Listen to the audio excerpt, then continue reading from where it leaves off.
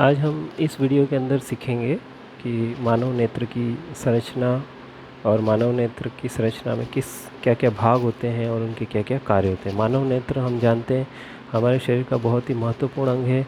मानव नेत्र से ही हम ये दुनिया जो है, इस रंगीन दुनिया को हम देख सकते हैं। मानव नेत्र की जो संरचना हम बाहर से देखते हैं वो कुछ इस तरह से दिखती है। ये इस तरह से बाहर से जो हमारे चेहरे पे जो नेत्र है वो इस तरह से दिखते हैं। ये इस पलके हैं।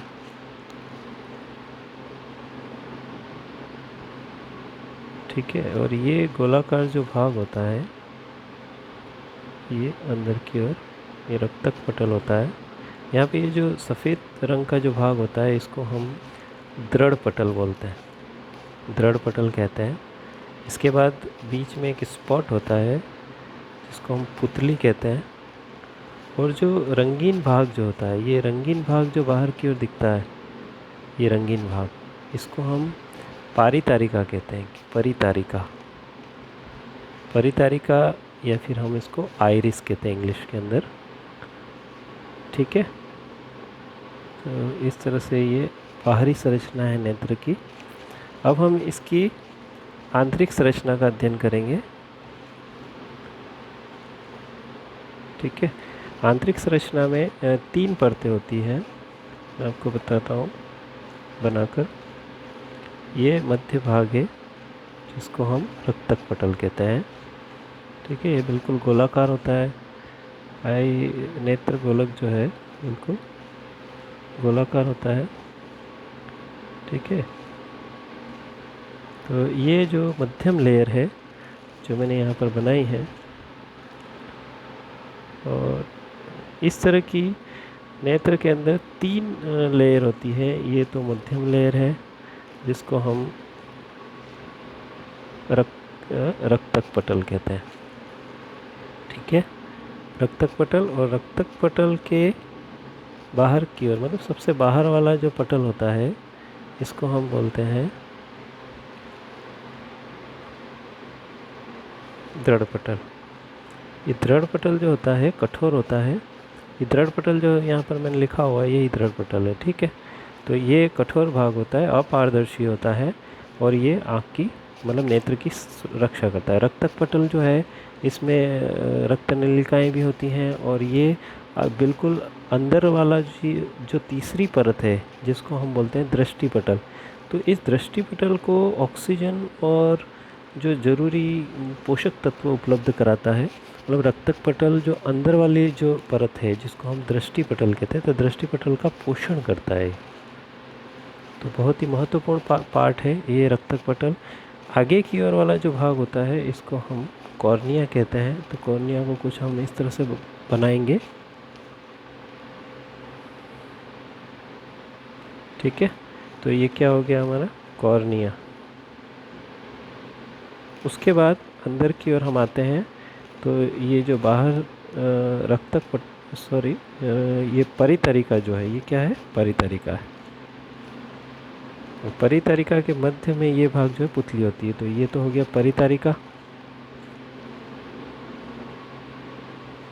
और ये बीच वाला भाग जो है पुतली। ठीक है, फिर अब अंदर की ओर जो है वो लेंस आएगा। ये उत्तल लेंस होता है, लेंस होता है, और लेंस को पकड़ने के लिए यहाँ पर पक्षमाभी पेशियाँ होती है। इन पेशियों को हम बोलते हैं पक्षमाभी पेशियाँ। और ये हमारा हो गया लेंस। ठीक है, और अंदर की ओर आई बॉल जो है या नेत्र गोलक जो होता है उसमें एक जेली जैसा द्रव भरा रहता है जिसको हम काचाप द्रव कहते हैं। तो ये क्या है, जो आंतरिक जो परावर्तन होता है लाइट का, उसको प्रकाश का आंतरिक परावर्तन को रोकता है। इसके अलावा यहाँ पर दृष्टि पटल जो है इसके ऊपर छोटा सा एक बिंदु होता है जिसको हम बोलते हैं पित्त बिंदु।